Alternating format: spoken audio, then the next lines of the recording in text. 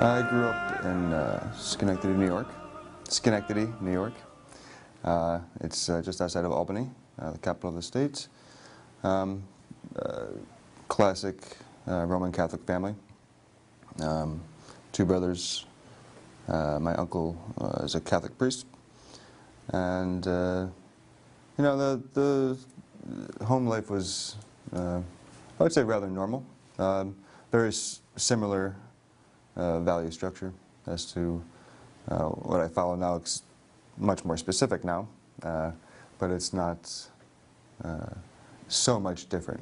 There wasn't a lot of change that I had to endure, thanks God. But you know, when it comes down to the specifics, there's a lot different. I would say that I grew up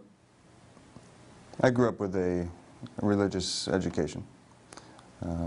But you know, my father's, you know, he would come and go. My mother was the devout. Her brother's the priest. Okay. So her side of the family, my grandmother was on that side much more religious than my father's side of the family.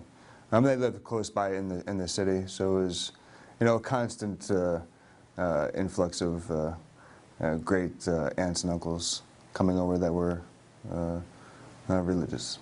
You know, so a lot of my memories, early memories, are, you know, going to church and going, you know, dealing with the family members and whatnot. They have mandatory education that you go through. You know, first you go through your first communion, and then in your high school years you go up through confirmation, which is basically to confirm your faith. I don't know much what you're confirming. I don't remember anybody asking me any questions. It was just more educating you, and then next thing you know, you're doing the ritual, and that's pretty much it. So I don't remember any choice in the matter. It was just kind of, that's what you do. You know, you do it so you don't want to make mom and dad look foolish. The creeds that they have never resonated with me. They never meant much. In fact, I remember reciting them and feeling quite awkward, saying them, like really struggling to memorize those creeds that they would put out, like the Apostles' Creed or the Nicene Creed. They were very labor-intensive to memorize them, and they shouldn't have been. They weren't that long compared to what I'm memorizing now. But you know, I think there was definitely had some discord between those creeds. But you know, I think when it comes to confirming my faith, it was purely a ritual. I was a daydreamer, and I can remember just being in a constant daydream mode, and not really worrying about these things. It wasn't. I don't want to give it the wrong impression. I wasn't studying. For sure, that would come later. Mm-hmm. And I would have to make many mistakes before I was looking for any spiritual truths in my life. But back then, it was more of an issue of pride to have an uncle that was a priest, and quite frankly, a get out of jail free card. You know, having a member of the family that was a priest and religious made me feel like, oh, it's kind of like a free pass. A free pass. You know, like you know, the consequences will be lighter for the choices that I made in life, because I have this person that's my uncle, that's in my family, that's a religious leader. Right. So, you know, it was a complete mistake, of course, but that was the thinking at the time. It was nothing completely thought through. You know, the only thing I would say that there was a lot of things about going to mass or all these different doctrines that felt a little bit unnatural to me. When I read the Quran for the first time, it was literally a revelation. You know, it was very powerful. I couldn't put it down. I never read a book so fast. Maybe. Yeah, and you know, and ever since that day, I remember the first couple months were hard because you have a lot of things that are very convenient in your life that you don't want to give up. Sure.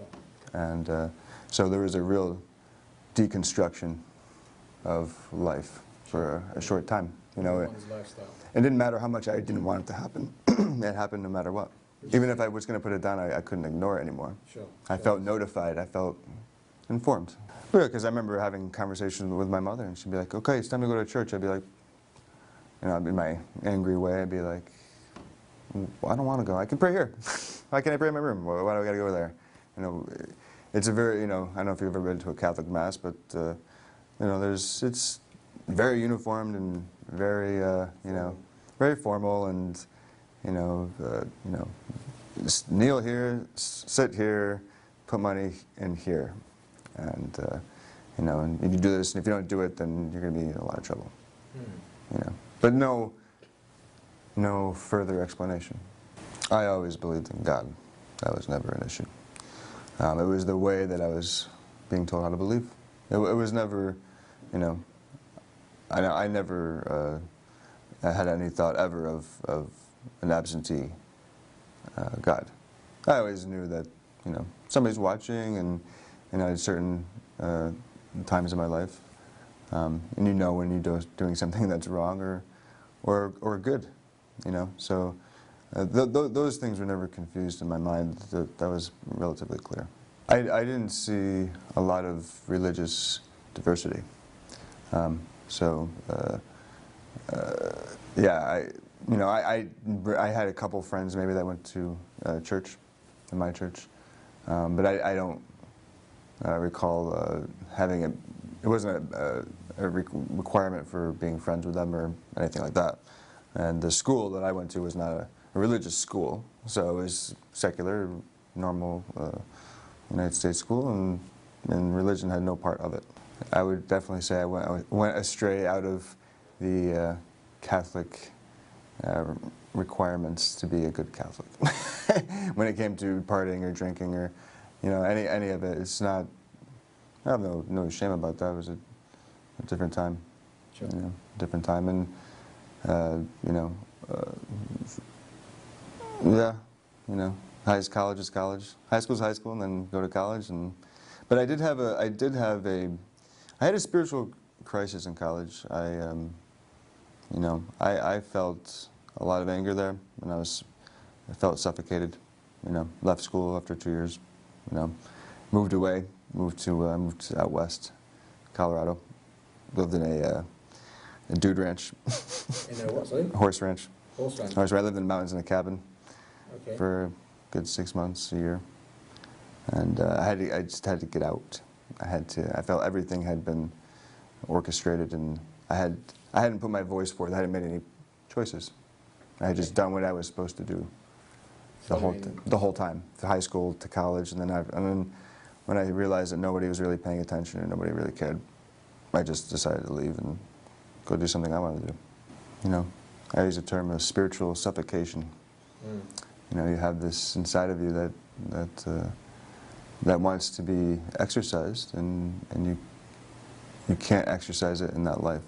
There's too many restrictions, and you have to break away or run away, or sometimes you do it in a book, sometimes you do it physically, sometimes you can do it, you know, in your own hometown. I had to get much farther away from that. I couldn't do it in a book, and I didn't have the patience at the time to do that. I had to get out, and I've always been more physically mobile anyway. I'd rather be running around and you know, being the having a studious side came later in my life. It was I had opportunity. I had somebody that was like, "Oh, I'm going to live in Colorado. You want to go?" I'm like, "Yeah, sure, let's go." So I left school and went. And you know, it's a beautiful place. I don't know if you've ever been there. I haven't. No. Oh, Colorado's awesome. Yeah, it's a great place. But you know, it was the distance that mattered. It was the distance from the suffocation that I felt like I was going through. You know, so the distance and the location was appealing to me. I think it was. I've never had too much trouble from my parents. They haven't given me too much trouble over the course of time. I think it was just my own actions. I think I just got sick of my own actions. Okay. I got sick of. I'm not saying that things changed there either, right away, but it was a process of you know, doing things on my own, and not dealing with the dictation that I felt was coming my way. At least I was doing my own thing. I ran out of money, so I came back home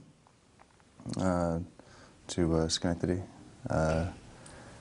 and I would say that you know, the beginning of the spiritual journey happened. I was basically just fed up with feeling like I hadn't done anything, and you know, I wasn't sure exactly what I wanted or what I wanted out of it, and I hadn't decided on any one religion yet. Before I went to Islam, before I read the Quran, I had started studying ancient Egypt. Ancient Egypt, yeah, I was studying hieroglyphs, and that whole language system, which was interesting, quite interesting actually. I do graphic art, so I was studying their geometric principles, because they were quite good at it. And you know, I was interested in their wall diagrams, because they were so precise and specific. I was studying that aspect of it, and at the same time studying ancient the hieroglyphs and how they constructed them and what they actually meant. And not that I wasn't worshiping them or anything like this. I was just studying the principles behind them. It's quite an ingenious language system. But and then from there, I decided to. I saw a lot of Christian archetypes. They have a lot of interesting deities there that symbolize or resemble Christian concepts. So then I had this crazy idea that you know, some of those principles had carried over to Catholicism, and I was more thinking about it as a system of thought. There was nothing to you know, take me over or to give me daily solace. It was just the work that was the solace, and I felt a lot of you know, gratitude for that. You know, because to organize yourself to really sit down and to work on something that over a long period of time I hadn't done before. You know, I have done, you know, art projects in high school and whatnot, but this was more serious, and I was really developing something that I was enjoying, and you know, that would have been the beginning. I would say I didn't have it before. I knew what I wanted. I just didn't know how to articulate it. I didn't know what it looked like. You know, so I went back into Catholicism and investigated that and practiced it for some time. But some of the concepts I was never into completely. You know, we're talking years, and not, you know, just showing up on Sunday. You know, doing daily research and amassing library and study. Researching. Sure. Yeah, because if you could study, I mean, it's no wonder that there's so many, you know, Christians or Catholics that will never come out of it, and they will never come out of it because they don't have a reason to. They can't rationalize their way out of it because there's so many different mysteries. There's so many different things. You can research saints. You can research, you know, martyrs. You can research the Trinity and try to wrap your brain around that and waste 15 years of your life. You know, or you can just blindly follow the Pope and do all that. You know, you can pick any segment you want to and follow it, and you can still do good works, and you could still do good things and feel good about yourself. But really, when it came down to the introduction with the Quran, there was no comparison whatsoever. I had good friends. You know, during this period of my life, I had two really great friends that we were researching together. So we were doing the group mentality and really bouncing a lot of ideas off of each other, and so a lot of things were not left to, you know, like say I would come up with something or an interesting meditation, and you know, it would be put at the grill, you know, put on the fire and really tested to see if it's true, because if it's truthful, then it can't be corrupted, it can't be destroyed, and it can't be tarnished. You know, it's an alchemical process. You can't tarnish it. That's why gold is so valuable. Gold is valuable because it doesn't corrode. It's worth money to us because you can't corrupt it. It doesn't rust. You put it in you can dissolve it and bring it back. It never goes away. And that's why it's valuable. So we put that concept to the test, knowledge to the test. You know, you have to test knowledge. You can't just take it and say it is what it is because this person said so. You have to really investigate it and try to burn it up. And if it burns up, then it's not true. Yeah, it was by chance, really. My buddy Stan. We had been doing Catholic studies, and you know, when I say Catholic study, we were studying all these different saints, and you're studying all these mysteries and esoteric books that you wouldn't believe, that were so convincing that you could read 5 times, 6 times, 7 times. But you know, so one day he's like, it was kind of a funny story because he had got the Book of Mormon. He decided he wanted to read all these different religious texts. So so the next book was the Book of Mormon, which is a totally. I was a Mormon. You were a Mormon? For about 6 months, yeah. 6 months? Yeah. Oh. So I know what you're talking about. Yeah, John Smith, huh?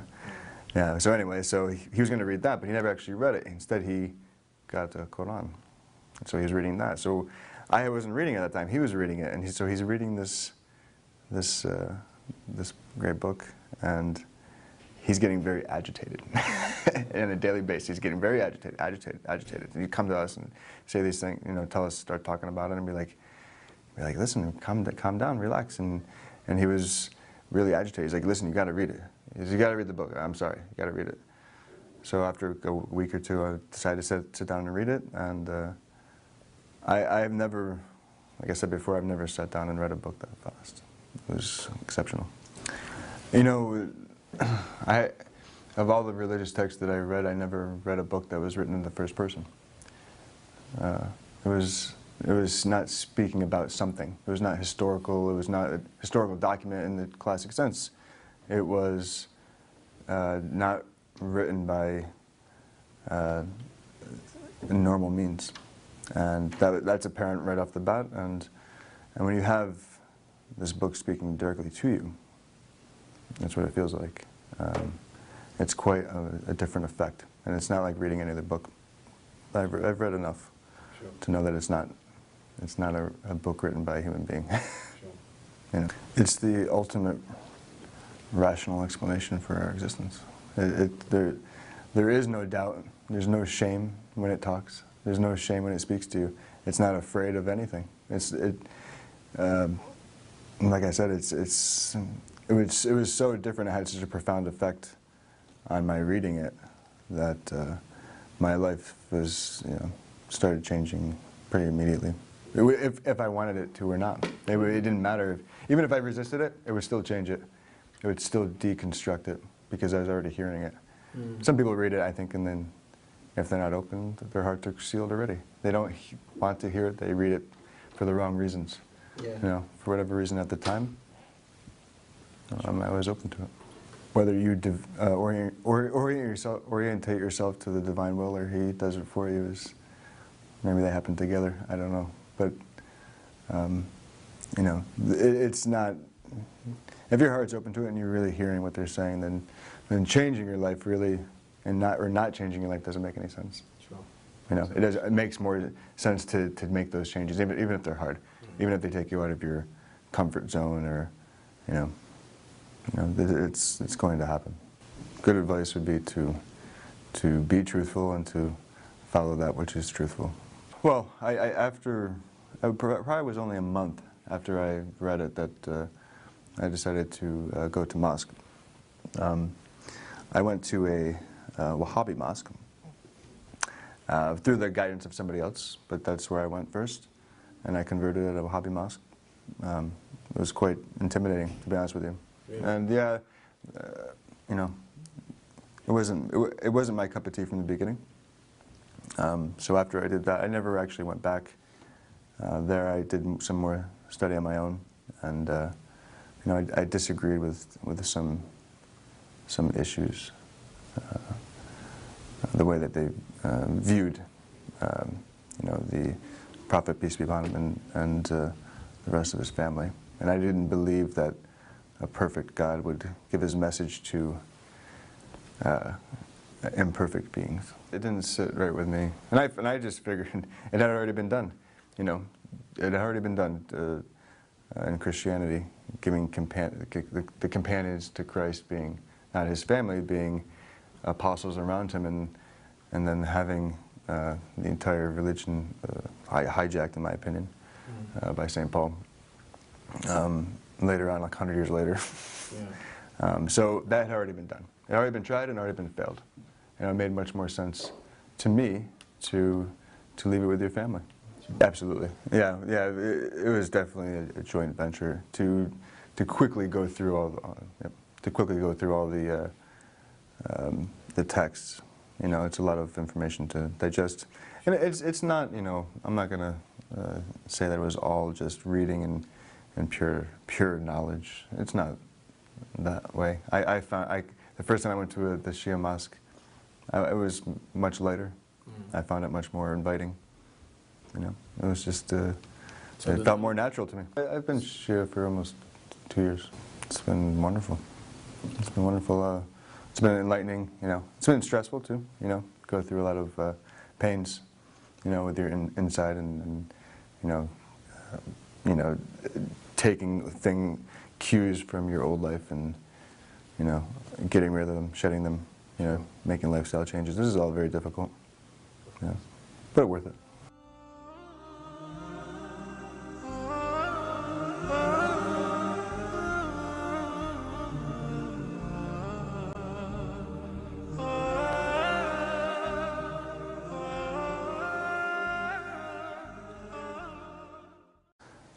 Not much. In fact, I remember reciting them and feeling quite awkward, saying them, like really struggling to memorize those creeds that they would put out, like the Apostles' Creed or the Nicene Creed. They were very labor-intensive to memorize them, and they shouldn't have been. They weren't that long compared to what I'm memorizing now. But you know, I think there was some. Definitely had some discord between those creeds. But you know, I think when it comes to confirming my faith, it was purely a ritual. I was a daydreamer, and I can remember just being in a constant daydream mode, and not really worrying about these things. It wasn't. I don't want to give it the wrong impression. I wasn't studying. For sure, that would come later. I know I would have to make many mistakes before I was looking for any spiritual truths in my life. But back then, it was more of an issue of pride to have an uncle that was a priest, and quite frankly, a get out of jail free card. You know, having a member of the family that was a priest and religious made me feel like, oh, it's kind of like a free pass. A free pass, you know, like, you know, the consequences will be lighter for the choices that I made in life. Because I have this person specific now, but it's not so much different.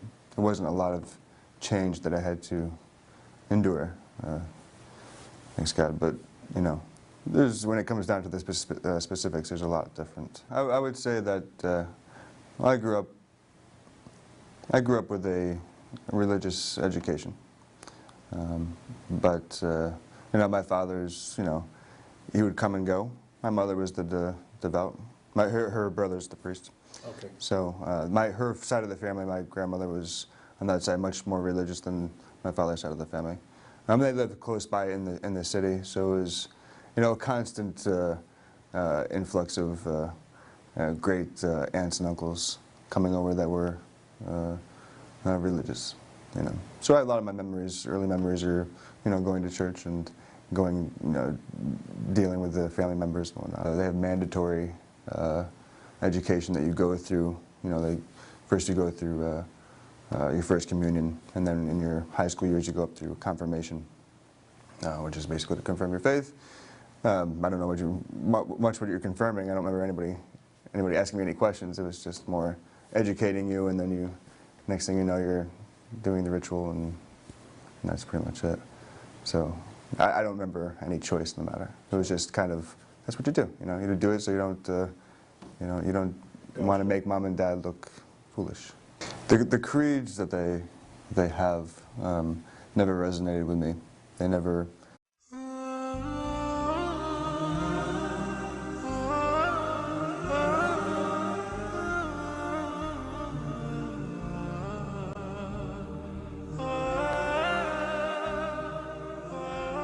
I grew up in Schenectady, New York.